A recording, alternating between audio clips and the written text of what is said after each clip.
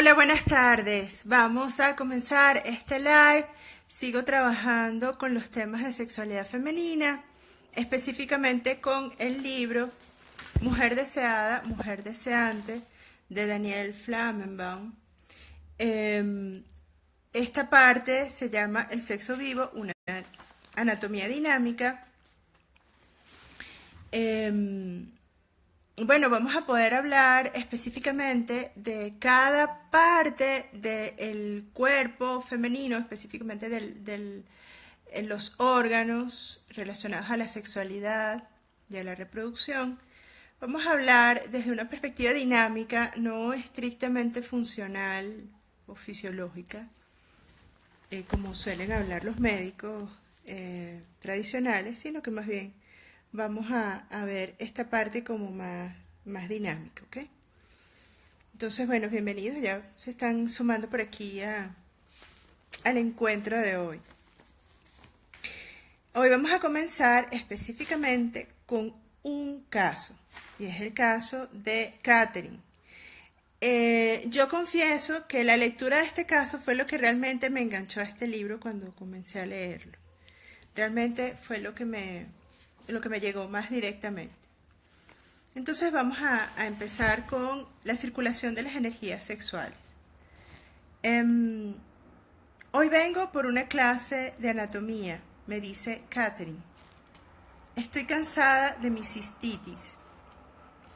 Aunque Catherine viene a consultarme desde hace ya algún tiempo, no me había dado cuenta de que ella no tenía ninguna representación de su cuerpo ni del funcionamiento de éste. Con ayuda de un modelo y de esquemas, le doy una clase de anatomía.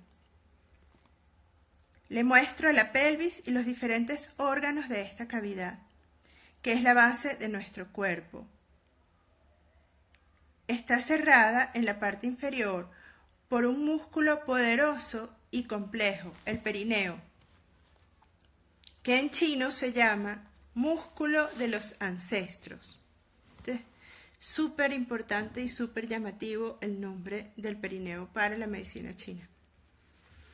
En un recorte de perfil le señalo a Catherine las partes que la hacen sufrir: la vejiga, su canal excretor, la uretra y las relaciones que mantienen con la vagina, el útero y el clítoris. Le muestro cómo la uretra es contigua a la vagina, justo por debajo del clítoris, pues la vejiga está ubicada antes del útero, y le explico. La excitación sexual, que es una energía del fuego de la vida, usurpa necesariamente el aparato urinario. Cuando esa energía puede circular como debe, cuando la mujer se siente segura y tiene confianza en sí misma para dejarse llevar por el placer del encuentro, esa energía espontáneamente atractiva y acogedora pasa naturalmente por la vagina para llegar al útero. Cuando esa energía sexual es desviada por una falta de educación, su curso natural se estanca o se invierte, y ello provoca enfermedades infecciosas. Catherine me lo confirma. He observado que mis cistitis suelen aparecer cuando vuelvo a ver a mi madre o cuando siento vergüenza de desear hacer el amor. Llegaron al máximo cuando me comprometí realmente con Christian. Me pasé todo el verano de nuestra luna de miel, si así se puede decir, poniéndome pañales. En los casos de cistitis, toda la energía sexual queda concentrada fuera del sexo. En lugar de poder retomar por la vagina y el útero, sube por la uretra y la vejiga. Por eso, no sorprende que Catherine se sienta tan mal. Sus síntomas la separan de su vínculo amoroso. No cabe duda de que ama a Christian, y esa separación no es sentimental, es emocional. Aparece automáticamente en cierto contexto afectivo. Ir a ver a su madre o, a la inversa, separarse de ella al casarse con Christian, vuelve a conectarla con la energía madre-hija que la desestabiliza emocionalmente. Catherine regresa entonces al estado de hija. No sabe que tiene un sexo, se vuelve a ser Pis. Pasa su luna de miel como una niña, preocupada todo el tiempo por sus ganas de orinar, en lugar de poder hacer el amor con su amado. La cistitis le impide vivir su sexualidad. Le impide ser una mujer que se permite vivir el goce. Por supuesto, no es eso una elección consciente. La cistitis es una prueba, sin que ella lo sepa, de que Catherine no ha salido de la construcción energética primera, la que le fue transmitida por su madre y las mujeres de su familia, para las cuales el placer no se vivía. Si esa energía estuviera ausente, no sentiría nada. Está presente, pero desplazada e invertida. Si se dan cuenta, ¿no? Está la energía, en este caso, en lugar de hacia la vagina y el útero, está hacia la uretra y la vejiga. Se desplazó. Porque es esto, ella tiene dificultades en cuanto a la relación con su madre, quizás sentimientos de culpa, muy probablemente, y que no solamente fueron transmitidos por su madre, sino que pareciera que tienen origen en el árbol familiar. Catherine me hace comprender que yo debería dar clases de anatomía con frecuencia. Cuando tenía su edad también necesitaba saber cómo funcionaba mi cuerpo. La anatomía descriptiva que había aprendido durante mis estudios era un apoyo inerte para mi vida de mujer. Sabía cómo estaba hecha, cómo ovulaba, cómo se modificaría mi cuerpo durante el embarazo. Conocía el proceso del parto, pero no sabía cómo ese sexo podía cobrar vida para formar parte de mí, ni cómo funcionaba con el otro en el placer. Era una anatomía de lo maternal. Con mis estudios de acupuntura, la anatomía se convirtió en una valiosa herramienta viva y dinámica que me permitió comprender que lo que anima ese cuerpo físico es la circulación de la energía de la vida en mí. Entonces aprendí a percibir la circulación de los flujos de energía explorados, comprender y reparar el funcionamiento interno de mi cuerpo, contactando físicamente las zonas enfermas. Bienvenida, Rosario, no importa que hayas llegado tarde. El amor y los sentimientos no alcanzan para hacer vivir nuestro sexo. Amar a un hombre no suprime las emociones acumuladas en la infancia o antes del nacimiento bajo la forma de prohibiciones o inhibiciones, que funcionan como obstáculos. En materia de placer y de goce sexual, la herencia catastrófica que nos transmitieron nuestras madres, incapaces de explicarnos qué es una mujer, sigue estando activa. La mujer aún hoy sigue desconociendo su sexo, sigue teniendo miedo del sexo del hombre. Por miedo de quedar sometida a éste, no se atreve a ver en él un objeto de placer, por descubrir y honrar. Cuando es evidente que los sexos fueron hechos para encastrarse, y ese encastre procura bienestar y festeja la vida. La medicina tradicional y su erótica me enseñaron el funcionamiento del cuerpo sexuado. Me hicieron descubrir mi cuerpo de mujer y los procesos de intercambio amoroso. El arte de la alcoba, como dicen los textos. La civilización taoísta de la China antigua concibe la sexualidad como una higiene de vida tanto física como mental. La energía sexual, que es contenida y elaborada por los ovarios y los testículos, es uno de nuestros grandes reservorios de energía vital. Al saber contactar esa energía, aprendemos a regenerarnos para mantener las fuerzas necesarias para vivir. Preservar nuestra salud, permitir que nuestras ideas estén claras y alejar las enfermedades, pues es el principio básico de la medicina china. Es que sin sexualidad el espíritu no puede desarrollarse. Esta manera de atribuir un lugar central a la energía sexual en la salud fue para mí una revelación. Confirmó lo que sentía intuitivamente, pero sobre todo me ofreció una herramienta para mejorar mi vida y la de las mujeres. El taoísmo es, por lo que conozco, una de las pocas tradiciones que han descrito con suma precisión el proceso de encuentro de los sexos y los trayectos por donde circula la energía sexual. Cuando hacemos el amor, la energía sexual circula en las mismas redes de energía que las que sirven para mantener cotidianamente nuestra vida, pero también utiliza redes de los vasos llamados extraordinarios, de tipo genitourinarios, que hacen referencia a una construcción más antigua, la del estado embrionario, y que sirven para la regulación y regeneración de todo nuestro ser.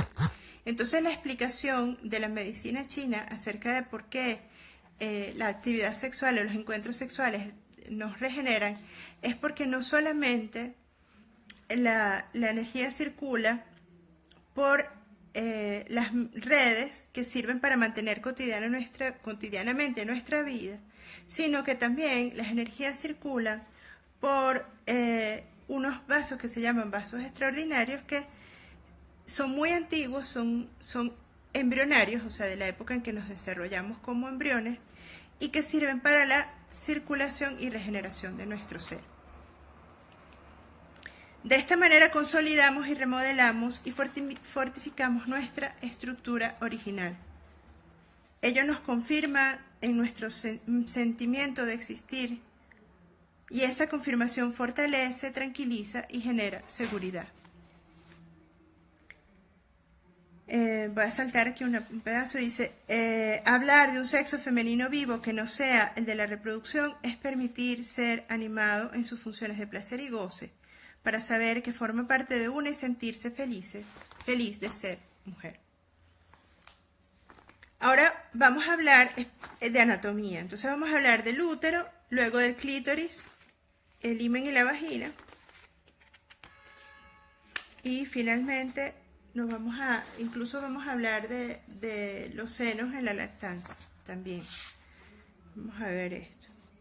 El útero, las trompas y los ovarios, la pelvis y las caderas, y finalmente los senos y la lactancia.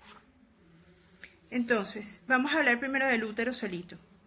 El útero en el goce sexual. La comunicación carnal es una apertura al otro y una recepción de las fuerzas sexuales del otro. Como las energías femeninas son atractivas y receptoras, y las masculinas son emisoras,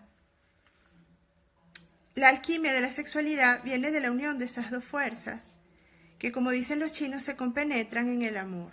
El órgano central de la recepción de la energía sexual de la mujer no es la vagina, sino el útero. El útero tiene una función doble, es la matriz que sirve para la creación y formación de un nuevo ser, pero también es para la mujer el lugar de una autocreación evolutiva.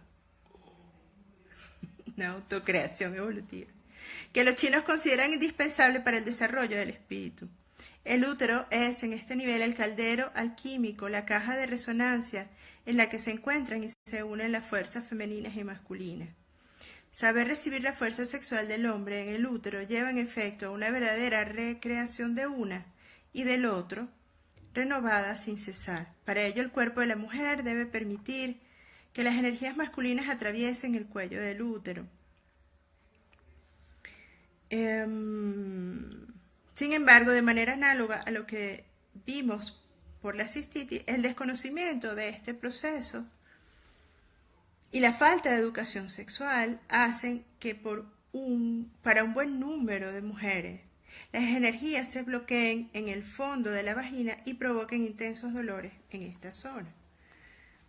Cuando un sexo está vivo, vibra. El placer consiste entonces en sentir esas vibraciones producidas por el encuentro de los dos sexos, que hacen que la corriente pase o no pase.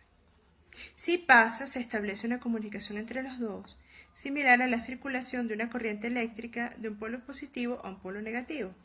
Sentirla es percibir cómo las vibraciones de la fuerza del otro se unen a las fuerzas de uno en el interior de uno. Como las fuerzas femeninas y masculinas se compenetran, se mezclan y buscan adaptarse para resonar juntas. Esa resonancia permite a las fuerzas sexuales de cada uno unirse en la misma frecuencia, lo que armoniza las energías fuera de uno y en uno y multiplica el placer hasta un pico máximo, que es el orgasmo. Entonces el útero vibra y el útero es el órgano donde se unen las energías de ambos sexos. Eso es importante que esté muy claro, ¿no? Porque ahora vamos a hablar del clítoris y toda la cosa, y de la vagina y tal, y del placer que se genera allí, pero hay que tener conciencia de que el útero es como el receptor máximo y el órgano donde de alguna forma se hace la alquimia, ¿no? Continuamente el viaje por voy con el clítoris.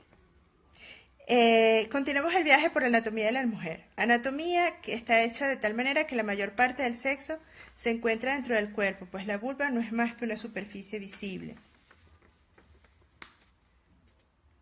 Si se le mira de frente, la vulva es una endija longitudinal delimitada por los grandes labios. Si estos se separan, la endija está circunscrita por labios pequeños que se unen en la parte superior para tapar al clítoris y en la parte inferior, justo antes del ano, en el nudo fibroso central del perineo. Se le llama también la boca vaginal, ya que los pequeños labios que rodean el orificio de la vagina están formados por tejidos similares a los de la boca, con la misma función. Para que el sexo de la mujer sea acogedor debe ser movilizado y excitado, si no, es seco, rígido, insensible y hace daño a los amantes. Cuando se excita se vuelve caliente y húmedo. El clítoris es un botón eréctil que también se llama glande, como la cabeza del sexo masculino. Está encapuchado bajo el pubis por la reunión de los labios pequeños. Hecho de un tejido esponjoso que se llena de sangre cuando está excitado. Se pone eréctil y cambia totalmente de tamaño. Muy sensible. Todo el mundo ahorita hablan de cuántas fibras nerviosas están rodeando, están enervando al clítoris, porque son muchas. O sea, es uno de los órganos más sensibles del ser humano. Muy sensible, es un órgano primordial del goce de la mujer. El placer que produce acariciarlo participa en la lubricación de la vulva, pero no siempre en el deseo de ser penetrada. Su estimulación por caricias y una trama de imágenes o de palabras genera un placer orgásmico que armoniza todo el cuerpo. Ese placer tiene una intensidad tal que algunas mujeres se quedan fijadas allí y se concentran en él de manera tan tenaz que a veces pueden concluir que es el lugar del placer máximo de la mujer. En realidad, las mujeres no son ni clitoridianas o vaginales. En realidad se trata de dos formas de goce diferentes que no tienen los mismos efectos, pero que son complementarias. El goce clitoridiano permite una armonización de las propias energías que se percibe como una sensación de sentirse súbitamente viva. Las que me estén escuchando que han tenido orgasmos clitoridianos sabrán que es esta sensación de sentirse súbitamente viva. Es un goce que nos comunica con nosotras mismas y alimenta nuestro sentimiento de existir. El goce provocado por la penetración del sexo del hombre se produce por el encuentro de las fuerzas energéticas masculinas y femeninas que al unirse van a permitir que cada cual se reconstituya. Es el goce de estar al mismo tiempo con uno mismo y con el otro. Sin embargo, para poder estar con el otro, primero hay que saber estar con uno. Si no, uno se pone en el otro, no llega a comprender que el otro es diferente. Y si no se comprende que el otro es diferente, no se le puede aprender como un complemento. El goce clitoridiano se descubre sola en la infancia, en la masturbación, con una compañera o un compañero, en exploraciones del funcionamiento del sexo o al comienzo de la sexualidad, con una pareja. En el caso de Elizabeth, vamos a ver este caso, la vergüenza señala no solo que la niña no había reconocido ninguna educación sexual, no había recibido ninguna educación sexual, sino que también la manera en que esta niña y luego esa mujer sigue protegiendo su mutismo de la educación y no habla nadie de la cuestión. Soy la primera mujer en su vida en la que se atreve a hablar de ello, cuando ya es una joven abuela. El himen, otro de los espacios, es la frontera entre las partes externas e internas del sexo. Es un fortalecimiento de la piel que forma un anillo más o menos estrecho alrededor de la vagina, a la que se cierra parcialmente. Contradictoriamente a lo que se cree, no es una membrana cerrada. Si hacia afuera las reglas no podrían fluir antes de las primeras relaciones sexuales. La elasticidad y extensibilidad del himen hacen que algunas mujeres pierdan su virginidad sin ningún tipo de desgarro ni sangrado. Esto depende de la manera en que una permite a su cuerpo participar en el hecho. Perder la virginidad o hacerse deflorar es dejar la infancia, es atravesar la puerta que inaugura la vida de una mujer, es una mutación. Ahorita se sabe muchísimo que hay mujeres que pierden el himen hasta en bicicleta, ¿no? Pero digamos que puede tener una simbología, porque antes lo que ocurría es que la única manera en que un hombre se podía asegurar de que un hijo era de él era que la mujer fuera virgen. Eso era lo que pasaba antes. Ahora hay pruebas genéticas. Ahora no. Pero antes era así.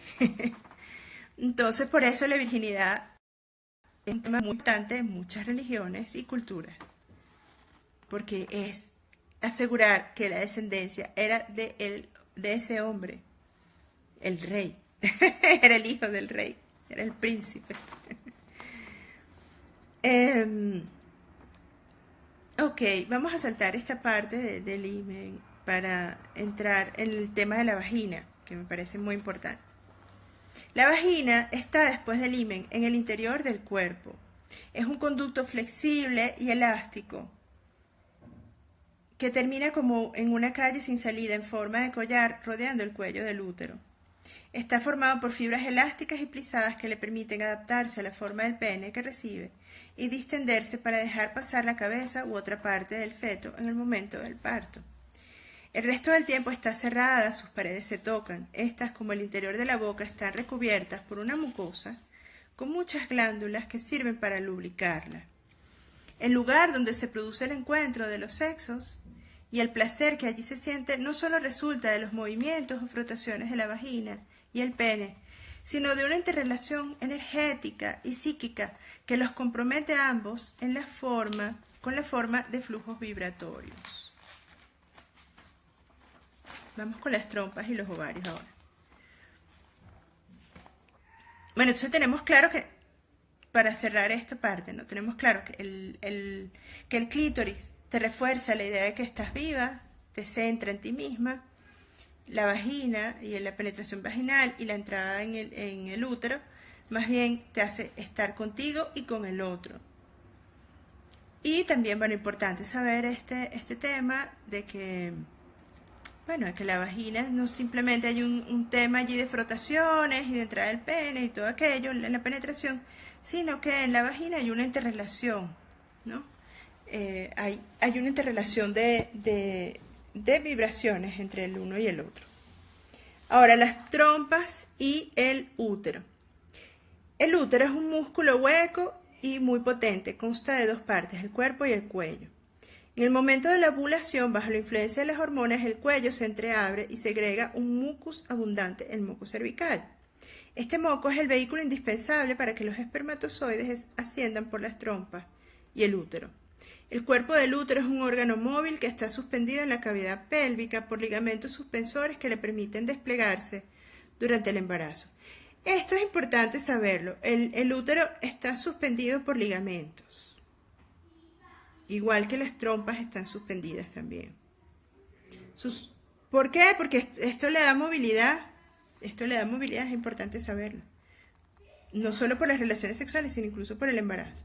Su superficie interna queda cubierta bajo la influencia de las hormonas por una mucosa de sangre, azúcar y oxígeno, que vuelve a crecer todos los meses para preparar el nido del futuro embrión. Ah, bueno, claro, aquí está hablando acerca es que me salté un pedazo. Que más o menos mide unos 4 o 5 centímetros de ancho y que pesa unos 50 gramos el útero, más o menos. Y bueno, esto de que está bajo la influencia de las hormonas y por tanto se recubre. Si no hay fecundación, la mucosa se elimina en forma de reglas, o sea, eso que el endometrio se recubre se elimina en forma de reglas. Sangrar para una mujer no es una herida. Oye, a mí esto me parece súper importante decirlo y lo voy a decir claro, raspado y volverlo a repetir. Sangrar para una mujer no es una herida. Es a la vez la prueba de ausencia de fecundidad y la prueba de su feminidad. Es una prueba de que es fértil sangrar, porque es la misma sangre que alimenta a los bebés. Es una sangre de vida, una sangre de vida, porque además con muchas células madre, una sangre sagrada. Las trompas son conductos flexibles y finos que parten de los cuernos del útero y terminan en un pabellón franjeado por encima de los ovarios. Las franjas del pabellón y la secreción del muco le permiten capturar el óvulo en el momento de la ovulación.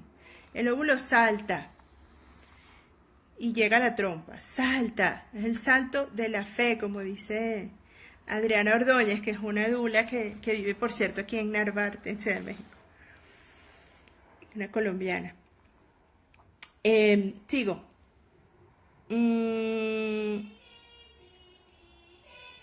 Allí se produce la fecundación. La penetración del espermatozoide en el óvulo es seguida inmediatamente por el fenómeno de la división celular.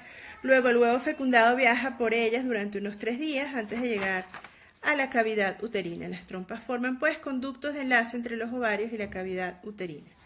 Los ovarios son nuestros órganos reproductores, producen no solo los óvulos, sino también las hormonas sexuales que dan a la futura mujer sus caracteres sexuales secundarios. Contrariamente a los espermatozoides, que son fabricados y se renuevan de manera permanente en los testículos, los óvulos son preformados de una vez y para siempre en el nacimiento. Se necesitarán varias transformaciones antes de que alcancen la madurez completa. Durante la infancia, algunos de ellos degeneran y no llegan a la maduración. Todos los meses, cuando comienza un nuevo ciclo, que corresponde al comienzo de las reglas, una decena de óvulos aproximadamente inicia su proceso de maduración bajo la influencia de las hormonas, mientras que otros degeneran. Un solo óvulo llegará a la maduración completa. Esto es en grupo que se produce la maduración de los óvulos, allí dando fuerzas para que haya más irrigación hormonal. En la menopausia, el periodo comprendido entre los 45 y los 55 años, la mujer deja de ovular. Contrariamente a lo que puede creerse, no ha agotado su reserva de óvulos, pero su metabolismo, que comienza a hacerse más lento, hace que la fecundación ya no sea posible. La mujer no puede ser madre a cualquier edad. Le queda aún una gran cantidad de óvulos que van a servir para segregar el mínimo de estrógeno indispensables para su buena salud. Entonces queda claro que las mujeres, cuando dejan de menstruar, no es que no tienen óvulos, siguen teniendo óvulos, pero esos óvulos les sirven a la mujer durante la menopausia para mantener los niveles de estrógenos adecuados para su salud. La menopausia es por lo general, como se cree, el fin de la vida sexual de la mujer. Sin embargo, si bien es cierto que muchas mujeres sufren una disminución del deseo sexual en ese periodo de la vida, también es cierto sin duda que sin que lo supieran, el deseo estaba estimulado por la fantasía de una maternidad posible. Hay algunas mujeres que su deseo es alimentado por la maternidad posible, por la fantasía consciente o inconsciente de una maternidad posible, y no por el deseo en sí mismo, ¿no? Las hormonas, ¿cómo funcionan las órdenes hormonales? Toda la vida del sistema sexual, la maduración de los óvulos, la ovulación, el ritmo de las reglas y su abundancia, la procreación, así como el deseo sexual, dependen de las órdenes cerebrales. Esa regulación es no solo hormonal, sino también neurohormonal. La hipófisis, una glándula situada en el cráneo, entre los ojos, a la altura de los que los médicos orientales llaman el tercer ojo, acá. Dirige las informaciones. Se trata de administrar por un lado el equilibrio de la producción hormonal. Mira, Carmen Mojica. Oh, quiere hablar aquí. Carmen, ¿quieres conversar acerca del tercer ojo y de la hipófisis, de cómo la hipófisis regula todo el proceso? Está regida por órdenes nerviosas provenientes de otras partes del cerebro, en particular del hipotálamo y el córtex. Entonces, Entonces, ¿eso qué es lo que quiere decir? Que todo está en interrelación, las hormonas están en completa interrelación con todo nuestro funcionamiento. Ya te voy a dar un espacio, Carmencita, ahora aguántate ahí que te lo voy a dar, me falta poquito para terminar. Para establecer debidamente el equilibrio hormonal se necesita efectuar un acomodamiento psíquico y afectivo que va a hacer que el cerebro dé las informaciones adecuadas a la hipófisis para producir las hormonas suficientes. Y entramos con el tema de la pelvis, formada por la unión de 4 huesos, la zona de la articulación entre la columna vertebral y el saco es particularmente frágil. La zona de la verticalización del ser humano. La pelvis está dividida en 2 partes, la pelvis mayor, en la apertura de las crestas ilíacas, de la forma de las caderas, y la pelvis menor, que contiene el aparato genital. La pelvis menor es la cavidad ósea cerrada en la parte inferior por el músculo que ya mencionamos, cuya potencia los chinos asocian al papel que cumple en la transmisión de la vida, el perineo o músculo de los ancestros. Y para la medicina india es el primer chakra, ¿no? Hace que las contracciones del ano repercuten en el clítoris y a su vez la erección de este estreche al ano. O sea que hay una interrelación entre todos estos órganos del suelo pélvico en las relaciones sexuales. Constituye el suelo que sostiene nuestros órganos y sin el cual estos se caerían literalmente por nuestros orificios inferiores. El perineo es un tejido muscular elástico y flexible que permite a las aberturas de las que es guardián estar firmes para contraerse y flexibles para volverse elásticas y dilatarse. El músculo de los ancestros es el lugar donde se cristaliza la memoria de nuestros orígenes. No es solo el lugar donde se arraigan nuestros linajes paterno y materno, sino también el lugar de la memoria de todos nuestros ancestros arquetípicos. En efecto, la impronta de nuestro propio origen está inscrita en cada uno de nosotros. Al estimular este músculo, inscribimos en él nuevas improntas, la nueva memoria de nuestra identidad. Esto es crucial en la lectura de Daniel Flammenbaum. O sea, con sus conocimientos de medicina china, el conocimiento de la memoria ancestral que se encuentra en el perineo y cómo la estimulación, por ejemplo, en los encuentros sexuales, hace una modificación en las improntas de nuestra identidad. Por si uno está demasiado preocupado por su dificultad en sentir placer, el temor de no sentirlo nunca o la vergüenza de sentirlo, uno se cierra en lugar de dejar que se abra esa memoria que contiene el perineo. Así se mantienen los cierres impuestos por la educación familiar y social y se descuida la memoria corporal del placer que permite la exploración de ese jardín interno y secreto que es el de la vida adulta. Y ya cierro, por fin, ya entramos con el tema de los senos y la lactancia. En su función material producen leche y entonces son mamas nutricias, pero los senos también son órganos de comunicación que emiten y reciben energía. Acariciar los senos repercute en el sexo. Tiene entonces una función femenina energética y sensual. Firmes y redondeados y los pezones en erección atraen e invitan a los juegos de las nubes y la lluvia, una de las expresiones que designaban las relaciones sexuales en la China antigua. Durante la lactancia, la madre y el hijo van a entrar en resonancia de sensaciones.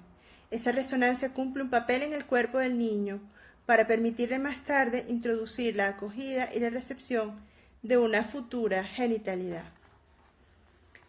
Una de las particularidades de la vida sexual de la mujer, de la pubertad a la menopausia, es vivir ciclos que se inscriben en su cuerpo bajo el signo de mutaciones y transformaciones. Su periodo de fecundidad está pautado por un ciclo lunar que hace que tenga las reglas cada 28 días aproximadamente. Cada mes su sexo sangra porque es una mujer y porque no está embarazada. En la mayor parte de las sociedades tradicionales, esa pérdida de sangre se considera como un periodo de limpieza y purificación y por ello, durante este periodo, la mujer debería saber que debe respetarse. Sin embargo, los sangrados no deben ser muy abundantes, no tienen que provocar un exceso de cansancio, pues tienen una función de liberación de las obstrucciones acumuladas en el mes. Si los sangrados son demasiado abundantes, hacen perder demasiada energía y se entra entonces en un proceso anormal. No es normal tener dolor abdominal, no es normal tampoco sangrar en demasía, cosa que provoca anemias. El cuerpo necesita 3 semanas para renovar los glóbulos rojos. Si se considera que las mujeres que tienen sangrados abundantes también tienen ciclos que se acortan entre 21 y 25 días, el cuerpo de esas mujeres se le exige permanentemente que reconstituya la masa y el volumen sanguíneo. El cuerpo siempre da prioridad a las funciones vitales, la sangre es nuestra savia. Así no sorprende que esas mujeres estén siempre cansadas.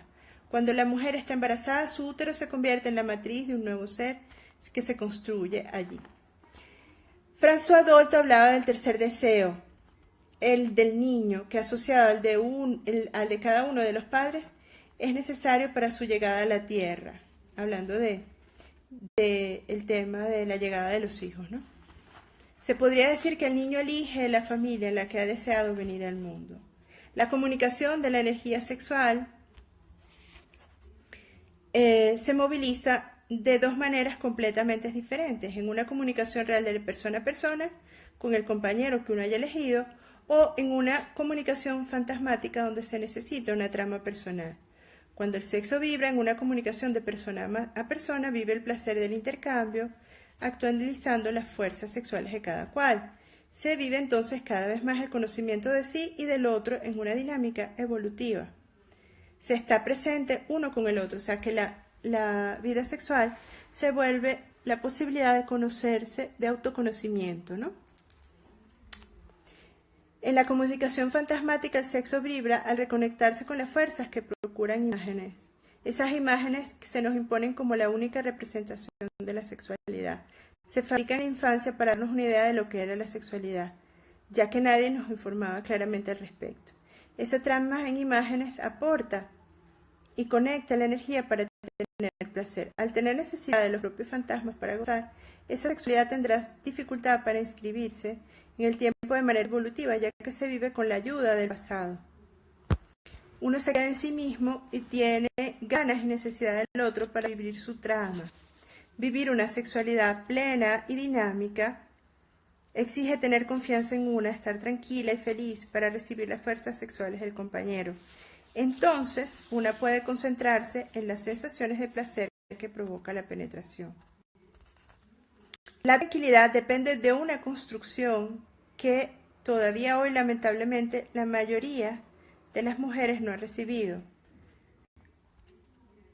Este es un temazo, ¿no? De la construcción de la tranquilidad en la mujer. Esto es un tema aparte. Al hombre le gusta la mujer porque encuentra en ella lo que su cuerpo físico no le ha permitido desarrollar. Para él, hacer el amor no es solo penetrar en el cuerpo de una mujer para satisfacer sus necesidades y producir una regulación energética. Es también poder tomar fuerzas en ella para recargarse de energía. Los chinos dicen que el yin, principio femenino, alimenta al yang, principio masculino, que a su vez dinamiza al yin, y así sucesivamente. Yin y yang significan en chino hacer el amor. Se ve bien cómo esa civilización considera la complementariedad de hombres y mujeres. Para la mujer, esa dinamización no se limita tampoco a acoger y recibir las fuerzas masculinas. También tiene el poder de proyectarse psíquicamente en el cuerpo del hombre para unir sus energías a las suyas y reforzar su intensidad. La sexualidad no es una gimnasia corporal, es ante todo una comunicación energética y psíquica. Entonces se necesita aceptar lo desconocido y dejarse habitar por algo que no poseemos, la fuerza de la vida del deseo del compañero. Es el encuentro de esa fuerza y la de nuestro sexo lo que da acceso a ese placer increíble que nos supera. En ese sentido, hacer el amor no es un acto aislado del resto de la vida, que se repite sin cesar de manera idéntica, sino un proceso que se desarrolla. Mejora la amplitud con la edad y la experiencia. Afina el conocimiento de uno y del otro. Afina el conocimiento de uno y del otro. Ya con esto cierro. Entonces, cierro sobre todo con esta idea que me gusta mucho del yin y el yang, ¿no? De cómo el hombre recarga sus energías en la mujer, de cómo la mujer recarga sus energías en el hombre también, y se revitalizan el uno al otro. Y también, sobre todo, me gusta mucho esta última frase que dice: que la vida sexual que se desarrolla, que mejora y que cobra plenitud con la edad y la experiencia, y que afina el conocimiento de uno y del otro. O sea que es, así como la maternidad puede ser una oportunidad de autoconocimiento y de crecimiento personal, las relaciones sexuales pueden ser una oportunidad de autoconocimiento y de crecimiento personal también. Carmen se me fue y no pude darle el espacio a Carmen, que me hubiese gustado que hablara, pero no sé, tendría alguna cosa que hacer por allí. Carmen Mujica es una ginecóloga que trabajó conmigo en Aquamatre cuando yo trabajaba como dula allí. No sé si tienen alguna pregunta, algún comentario. Me encantan tus lives. Gracias, Mariby2608. Súper informativos, gracias. Muchas gracias. Mujer deseada, mujer deseante. ¿Cuál es el nombre del libro? Saludos, Gemma Valera. Mujer deseada, mujer deseante. ¿Quieres repetir el libro? Mira, me perdonan por no vi los comentarios y no les repetí el nombre del libro en este momento. Pero bueno, aquí se conectó un montón de gente, preguntaban de qué hablaban y hablábamos de sexualidad y me saludaban y todo el mundo me saludaba y al final yo no los saludé, sino los estoy saludando ahora. Qué horror, qué pena. Bueno, muchos cariños, ya no tienen ningún comentario ni pregunta. Lo dejamos hasta aquí por hoy. Qué bueno, Mariby, Mariby 2608, qué bueno que te gustó. La semana que viene vamos a trabajar, esta vez trabajamos la anatomía dinámica, ¿no? Vamos a trabajar la barrera del fuego, enfermedades recurrentes, dolores abdominales y vamos a, este es un poco más profundo, este siguiente capítulo, bueno, sí, más largo también, pero va a estar chévere. Voy a ver si se los acorto un poquito para que... Ah, qué bueno que lo escuchó tu hija de 15 años, Caro Anzola. Las mujeres que decidimos ligarnos las trompas, ¿tienen alguna repercusión emocional? Mira, no lo he pensado, pero alguna puede ser que tenga. Voy a investigarlo. Voy a investigarlo porque no te puedo decir específicamente si puede haber alguna repercusión emocional. Pero me dejaste pensando. Bueno, muchos cariños. Feliz fin de semana. Cuídense mucho. Disfruten mucho el fin de semana. Nos vemos el viernes que viene. Chao.